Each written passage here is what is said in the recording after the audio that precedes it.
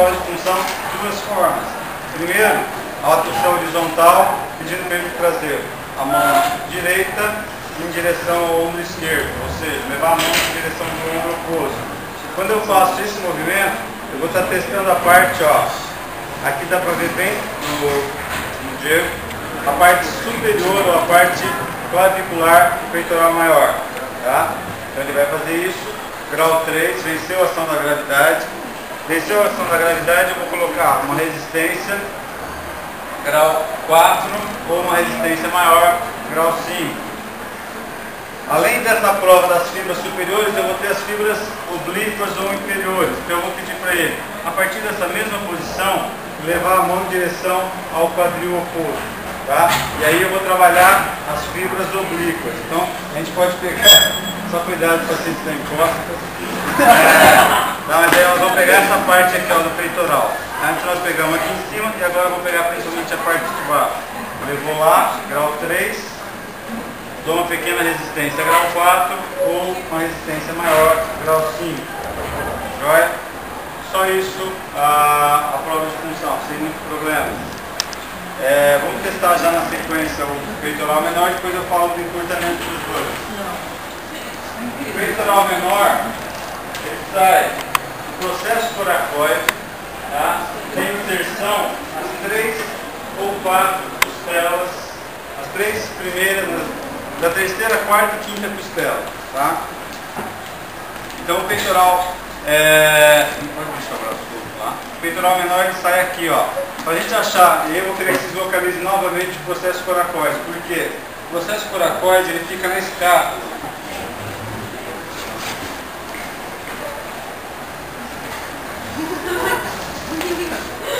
Então o processo coracoide é essa proeminência óssea que tem na escápula. Lembra que nós já vimos o acrômio, a espinha da escápula, a clavícula, tá? Deve já falando do processo coracoide.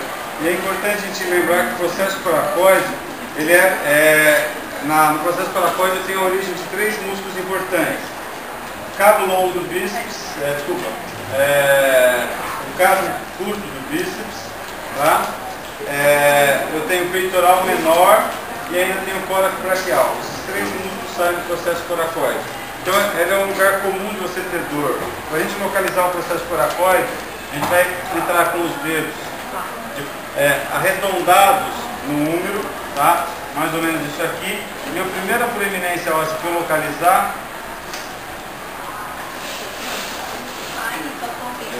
Ele não tem, só.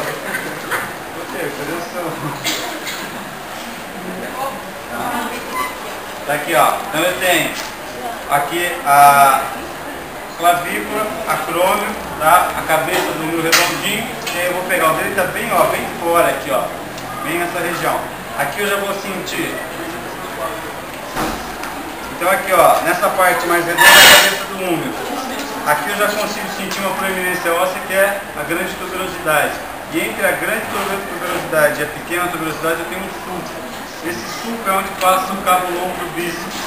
Tá? E normalmente tem tendinites com bastante facilidade nessa região do cabo longo do bíceps. Então é fácil a gente palpar aqui. Passou o cabo longo do bíceps, tuberosidade menor, você já vai encontrar uma proeminência óssea. Varia de pessoa para pessoa, algumas pessoas vão ter mais facilidade, outras mais dificuldade. Achei o processo coracoide, daqui do processo coracoide, o músculo vai fazer mais ou menos isso aqui, ó, pegando mais ou menos da segunda, terceira e segunda, terceira, quarta e quinta, ou terceira, quarta e quinta costela, tá? Mais ou menos dessa forma. Função. Então só por aqui a gente já mais ou menos tem uma ideia qual que é a função do peitoral menor. Se ele sai do processo coracoide e vem na costela, o que acontece quando ele se contrai? É só você juntar ali as duas inserções, nós vamos ter isso aqui, ó. Tá? Então normalmente, eu falo pessoal, para você estudar cinesiologia, estudar mesmo biomecânica, a gente tem que fazer muita relação. Se você consegue estudar uma coisa, as outras coisas, você começa a fazer uma relação e começa pelo raciocínio, e você começa a tentar interligar as coisas. Se você sabe a função, você mais ou menos pela função você já tem que ter uma ideia mais ou menos de que lugar que ele está saindo e onde que ele pode estar chegando.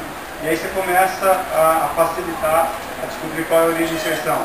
Se você sabe a origem e inserção, você já facilita mais ou menos ter uma ideia de quais são as prováveis funções desse músculo. E aí, localização. Então a gente vai ter que estudar bastante dessa forma. Desde o começo, vocês tentarem fazer essa relação com as estruturas para poder facilitar o entendimento. Então, ele faz elevação do ombro, tá? Se o ombro estiver solto, ele faz elevação do ombro. Se o ombro estiver fixo, o que ele faz? Se eu fixo o ombro e contraio ele, o que ele vai fazer? Quem que ele vai puxar agora? Qual a alavanca óssea? As costelas, tá? Então, ele vai fazer o quê? Ele é um músculo acessório da inspiração. Por quê? Quando ele contrair, ele também pode levantar ou puxar essas 3 costelas na qual ele está inserido. Então, ele vai ter um papel também no aumento do gradil costal. Assim como o peitoral maior. O peitoral maior pode fazer todos aqueles movimentos trazendo aqui. Mas se o braço estiver fixo ou qualquer outra que seja posição e ele trabalhar, o que ele vai fazer com as costelas? Ele vai puxar o gradil costal, ajudando na ventilação mecânica. Tá? E assim outros músculos, que nem escalenos, estão fixos na primeira e na segunda costela, quando eles puxam, eles ajudam a levantar as costelas. Tudo aquilo que movimenta as costelas, que abre as costelas, que leva as costelas, vai ajudar no processo de ventilação mecânica. Então são músculos auxiliares da ventilação mecânica. Então a prova de função do peitoral menor vai ser só isso. Paciente deitado, braços ao longo do corpo, palma da mão voltada para o corpo.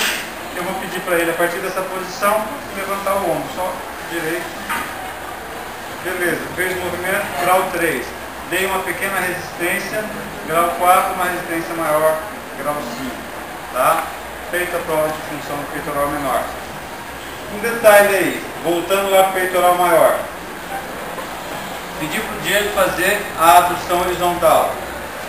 Vamos supor que ele não consiga, só chega até aqui, ó. Isso, igual. Que grau de força que ele tem aqui no peitoral maior? Deixa eu fechar um pouco essa porta, tá, pessoal? Por favor. Que grau de força que ele tem? Ele não conseguiu fazer um movimento total, então grau 2, tá? Só que aqui, embora ele não tenha conseguido, eu posso classificar com grau 2, eu teria que ver, por exemplo, para o efeito de reabilitação, se ele consegue fazer um movimento sem ação da gravidade.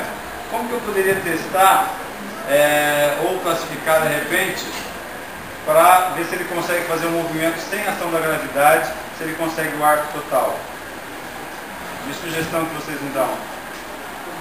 Para eu tirar a ação da gravidade. Cúbito lateral.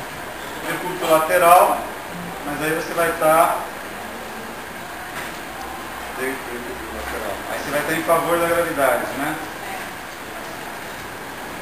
Mesmo assim, só que aí você vai ter que trabalhar quem? Os posteriores, porque a hora que ele descer aqui, ó, não vai ser mais ele que vai estar trabalhando, vai estar relaxado, quem vai estar trabalhando vai ser aqui, ó, deltoide posterior, tá? Então, mais fácil, senta aí, Diego.